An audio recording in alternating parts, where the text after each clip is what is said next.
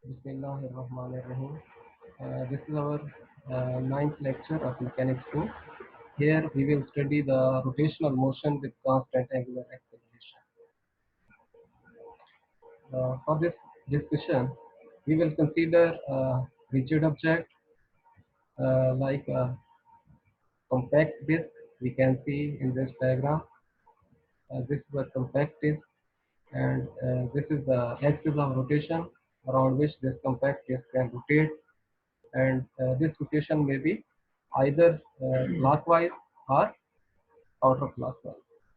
Whenever the rotation is counterclockwise, the direction of angular velocity will be directed along positive axis, positive side of axis. If this is z axis, which is our axis of rotation, then we can say that in the case the rotation is counterclockwise, the direction of angular velocity will be along positive z axis, and whenever the rotation is clockwise, then the direction of angular velocity will be along negative z axis. Uh, our supposition is same as we suppose in the discussions of translational motion with constant uh, acceleration, and we derive the basic equations of motion. Uh, Here we will have to derive an equivalent set of equations of motion for angular motion. So we will have to assume that the acceleration, which is angular acceleration, this is constant, and the body is rotating in counterclockwise. By definition of angular acceleration alpha, we can write alpha is equal to d omega over dt. Here omega is angular velocity. So d omega can be written as alpha dt. This is our equation 2. We can integrate this equation 2 and can apply the limits from ti to tf, taking ti equal to 0 and tf equal to t. We will have the form of this equation as omega into omega with limits ti to tf equal to alpha t with limits 0 to t, and applying the limits we will have omega f equal to omega I plus alpha t, and this will be marked as equation number 3. Here alpha is angular acceleration. If an arrowhead is present over the alpha, then we will say that this is angular acceleration. If there is no arrowhead, then we will say that this is the magnitude of the angular acceleration, and magnitude is constant as per our supposition here, constant angular acceleration. So alpha is constant. This equation 3 can be used to derive the further uh, equations of angular acceleration, angular motion. So omega f dt equal to d theta. As we know that d theta over dt is well-known entity which describes the angular speed. So taking omega f as angular speed, we can write omega f dt is equal to d theta, and by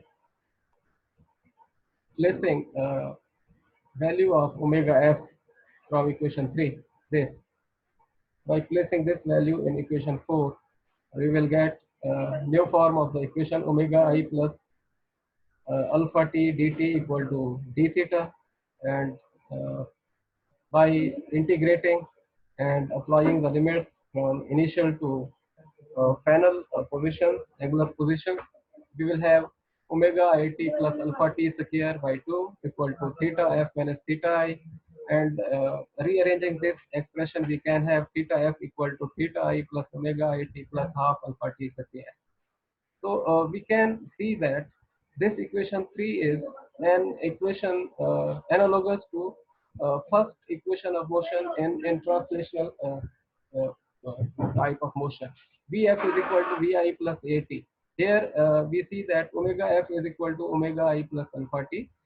And again, here we can see uh, another equation which is equivalent to our equation of motion in the translational case of motion, where we say that S is equal to S naught plus VIT plus half AT square. Here, by replacing S by theta f and replacing S by theta and V by omega and alpha by A by alpha, we have this equation, which is equation number 5, and this is an analogous equation to that of the second equation of motion in translational case of motion. Here alpha is constant. As per our supposition, alpha is constant. And from equation 3, this equation, we can have omega f equal to omega I plus alpha t. And rearranging this equation, we can have the value of t equal to omega f minus omega I over alpha. By placing this value of t in equation number 5, we have theta f equal to theta I plus omega I into omega f minus omega I over alpha plus half alpha into omega f minus omega I over alpha whole square. So rearranging this equation, we will get theta f equal to theta I minus half omega I square over alpha plus half omega f square over alpha. And here omega f square will be equal to omega I square plus 2 alpha into theta f minus theta I. This is the equation analogous to third equation of motion. Here we can see that 2a s minus s naught, 2as equal to vf square minus vi square, and in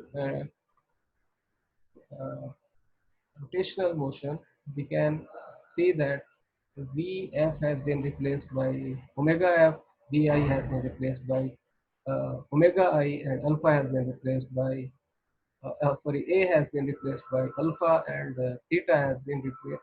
S has been replaced by theta. So alpha is constant again under the derivations of these expressions. Alpha is assumed to be constant. Also, from same equation number 3, we can have this value alpha equal to omega f minus omega I over t.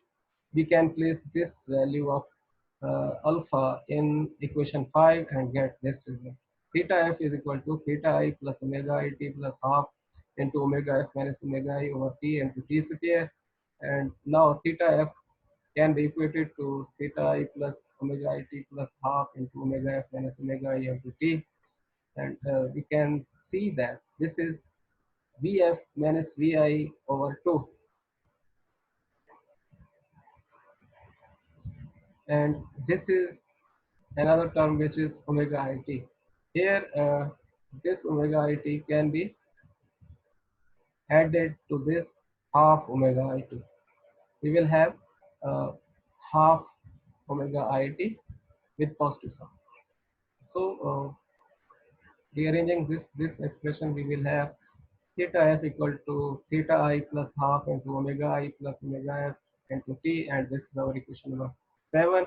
And here we can see this is average angular velocity, where we are having omega I plus omega f divided by 2. This is the equation analogous to another equation of motion in the translational type of motion, where we have s equal to s naught plus average velocity vi plus vf by 2 into t. So this equation 7 is analogous equation to that particular equation of motion or translational type of motion. Here, this is the equation which is representing the rotational case of the motion. We can calculate angular displacement. If we are given with initial angular displacement, we can calculate the final angular displacement. And if we are given with any four parameters, omega I, omega f, p, theta, we can find out the fifth one. So these kinetic expressions for a rigid object under constant angular acceleration are of the same form as those for a particle under constant linear acceleration. Here we can see uh, some assignments. This is example 10.1. Book to be followed is Physics for Scientists and Engineers by Survey and Travis, 9th edition. That's it. Thank you. इसकी एक movie थी